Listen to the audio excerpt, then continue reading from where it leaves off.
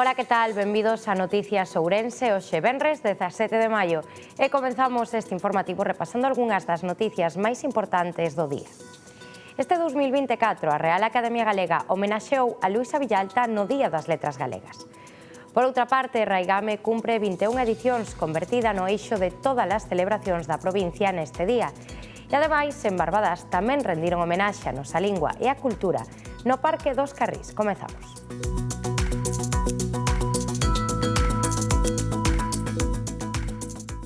A Real Academia Galega celebra a Luisa Villalta, autora que se transforma e nos transforma.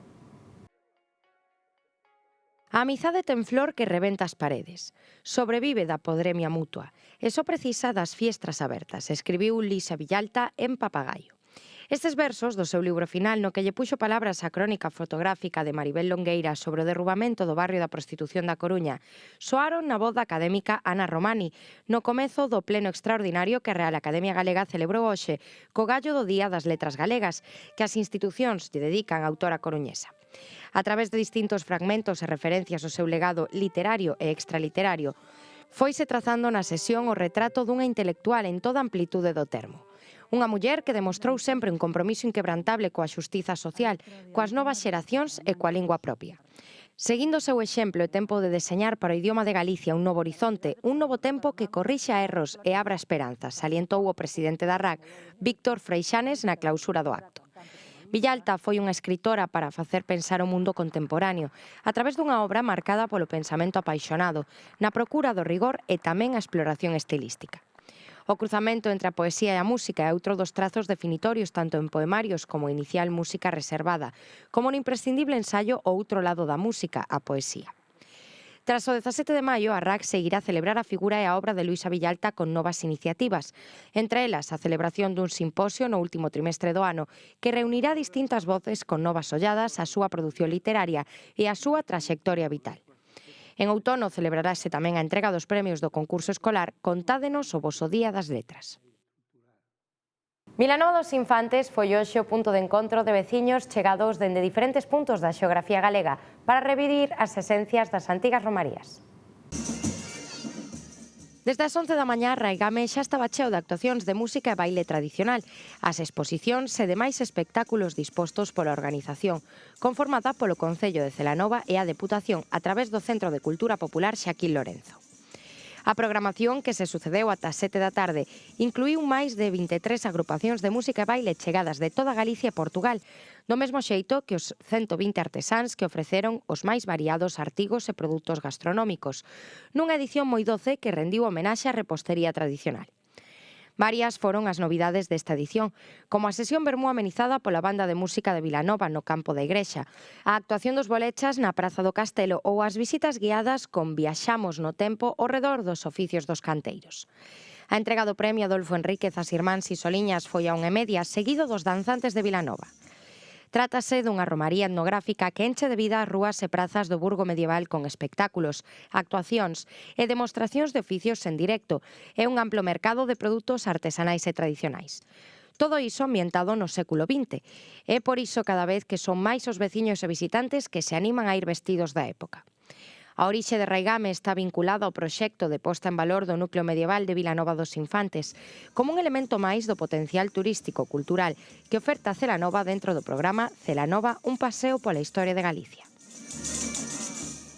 A Carballeira do Parque dos Carrís acolleu hoxe a terceira edición da súa gran foliada. Veciños e visitantes achegáronse hoxe a Barbadas para celebrar o Día das Letras Galegas. Trátase dunha iniciativa que alcanza a súa terceira edición e que este ano estivo dedicada á poetisa e ensayista Luisa Villalta. Case unha decena de agrupacións musicais amenizaron a xornada e preto de 300 asistiron ao xantar popular. Eu creo que vai excepcionalmente ben, moi ben, vedes aquí todo o público que hai, todas as actuacións, vemos que hai persoas que están caracterizadas tamén, pero que hai que pôr en valor basicamente a cultura e o galego. A presencia dos veciños e veciñas e do público en xeral é benvida, é unha xornada festiva, pero o esencial é a posta en valor do galego, a reivindicación do galego e seguir loitando polo galego, que é a nosa esencia. Tamén houbo no Parque dos Carrís postos de produtos artesanais e ofrecéronse xogos e talleres para os máis pequenos, como un obradoiro de pulseiras de coiro.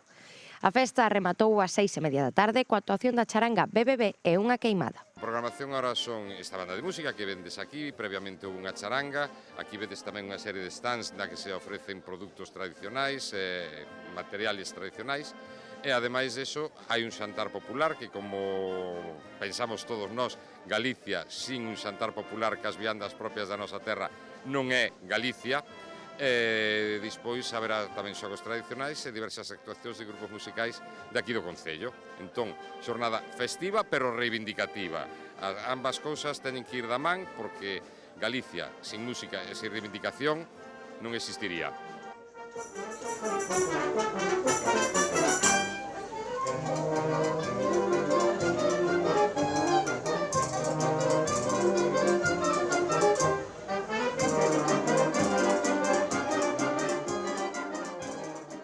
Os escolares da cidade celebraban o Día das Letras Galegas na rúa e máis nos seus centros de ensino.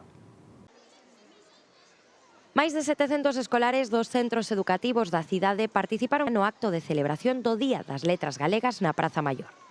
Durante preto de 2 horas, nenas e nenos de 9 colexios de Ourense renderonlle homenaxe ás letras e a autora homenaxeada este ano, Luisa Villalta, a través da interpretación de cancións e bailes tradicionais e modernos, lectura de poemas e manifestos que previamente prepararon nos seus centros, coa participación de 38 profesores e profesoras. Somos do Colegio San Pío X e vamos bailar. E por que vades bailar?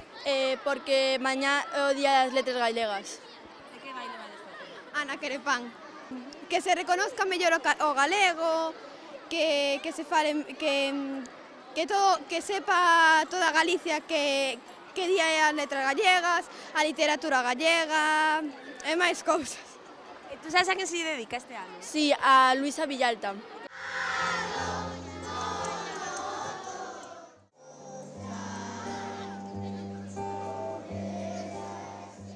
Pola súa parte, os estudantes do CEI Pirxe de Covadonga tiveron diferentes obradoiros para coñecer a Luisa Villalta, ademais dunha degustación de produtos galegos e un concerto de As Maimiñas. Vamos ir agora a baile e a pandereta, vamos a facer un karaoke e vamos a ir a falar sobre Luisa Villalta. Porque quen é Luisa Villalta? Tú sabes nos dicir? Sí, foi unha compositora, tamén fixo poemas e tamén lle gustaba moito pois tocar o violín. E este ano que lle pasa? Que se lle dedica o Día das Letras Galegas. Moi ben, estudiastes moito a esta autora? Sí, aí estuvemos mirando na clase pois algúns días. Vamos de galegas, representando pois Galicia, os traxes e pois como vestían tamén as señoras de antes. E como escollestes o traxe? Como elixiche tú? Eu pois fixándome na miña avoa pois nas cousas que vestía pois diariamente antes. E tú? Isto foi de última hora na clase que me puxeron cunhas telas sobrantes.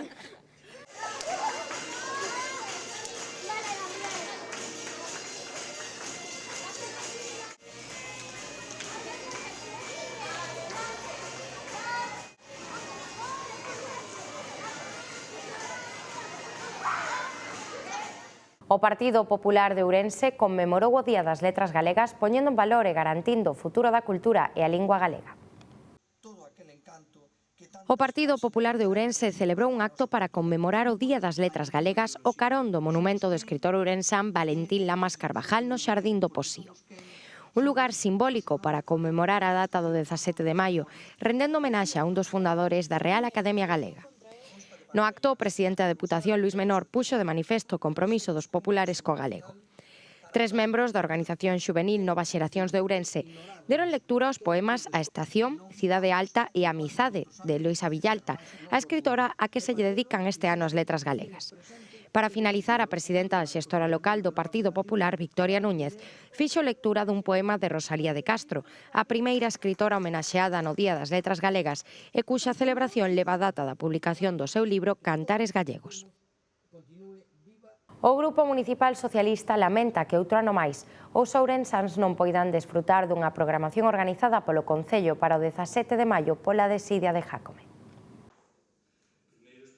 Dende o Grupo Municipal Socialista lamentan que o Concello de Ourense sexa o único das grandes urbes galegas que non conte cunha programación específica para celebrar o 17 de maio, Día das Letras Galegas.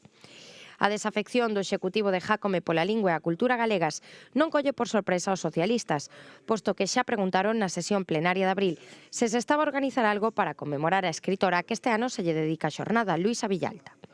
A resposta do rexedor foi que non se ia facer porque o que é un acto festivo dese tipo masivo coincide coas festas do Couto e a administración local é a principal colaboradora. Neste senso, lembran que, como representante público de toda a cidadanía, debería ter alo menos a mesma vontade política para colaborar na organización das festas dos barrios que na organización da festa de todos e todas as galegas. Los trenes Abril abren una nueva era en el ferrocarril ourensano y gallego. Un convoy de la serie 106 cubrió una simulación comercial entre Madrid y A Coruña, con diversas autoridades a bordo. El ansiado tren Abril llegó a Ourense alrededor de las 10 menos cuarto de la mañana. A bordo viajaba el ministro de Transportes, Óscar Puente. Era un día histórico para el ferrocarril gallego y, por supuesto, el ourensano. Una simulación comercial ejerció de inauguración oficiosa para una nueva generación de trenes destinados a transformar la conexión ferroviaria de la comunidad.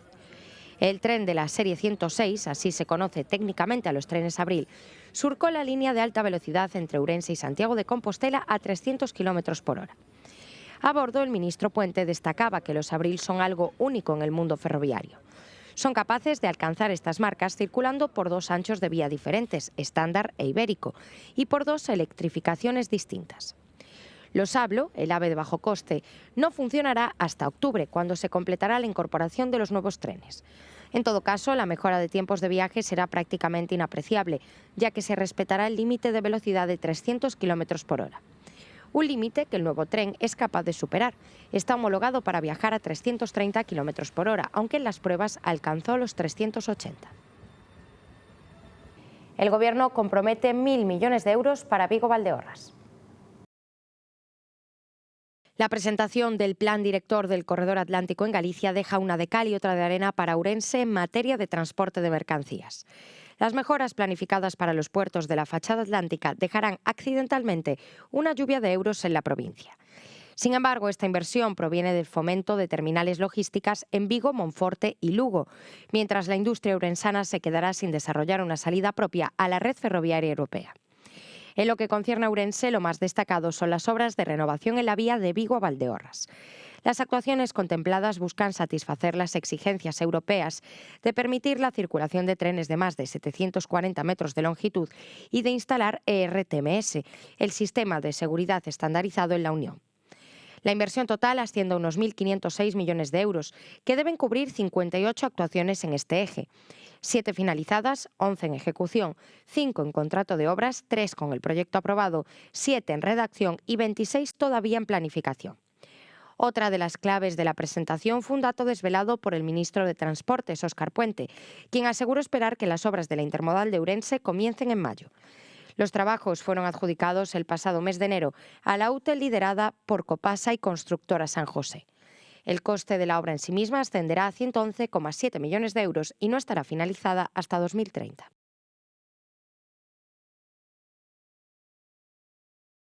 El Ejecutivo descarta construir la terminal para mercancías del Parque de San Cibrao. El Gobierno no cuenta con la terminal de mercancías de San Cibrao y así lo demostró la semana pasada en el Senado. En respuesta a una pregunta escrita presentada por los senadores ourensanos del Partido Popular, el Ejecutivo contestó que Adif dispone de instalaciones logísticas operativas en Ourense, a menos de 10 kilómetros del emplazamiento propuesto. Es el caso de la estación de Taboadela, por ejemplo.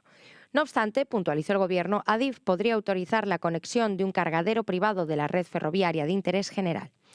Otra opción sería que la Xunta desarrollara las instalaciones logísticas del polígono. En otras palabras, el Gobierno se desmarca de la vieja reivindicación de construir una terminal de mercancías en el polígono de San Cibrao y señala que solo se podría materializar a través de iniciativa privada o autonómica. Se limitan a expedir la correspondiente autorización para conectarla a la red nacional. La terminal es una reivindicación de los empresarios del polígono, apoyada por instituciones como la Diputación para dar salida a sus bienes por tren. Jácome lleva ya 4 meses sin firmar el Xantar na Casa. La Xunta espera desde enero a que rubrique el convenio para dar el relevo al comedor sobre rodas. La Xunta de Galicia lleva ya 4 meses esperando a que el Concello de Ourense firme el convenio de Xantar na Casa para poder dar cobertura a los usuarios que se quedaron sin comida a domicilio al laminar Gonzalo Pérez Jácome el servicio de comedor sobre rodas. La inacción del gobierno local de la ciudad sigue sumando capítulos en el desmantelamiento de servicios esenciales para la población. El gerente del Consorcio Galego de Servizos de Igualdade e do Benestar, Perfecto Rodríguez, aseguró que el Concello lleva desde el pasado mes de enero sin responder a la propuesta de adhesión al programa Xantar na Casa que le remitió la Xunta. En febrero, el consistorio informó a la Xunta de que el programa municipal acabaría el 27 de marzo y remitieron una carta a los usuarios para informarles de que a partir del 1 de abril sería prestado por la Xunta, algo que no puede producirse mientras no se avance en la tramitación del convenio, según el representante autonómico. Rodríguez recordó que Xantar na Casa es un programa autonómico y de características distintas al comedor sobre rodas y que, por lo tanto, no se puede sustituir de forma automática un servicio por otro.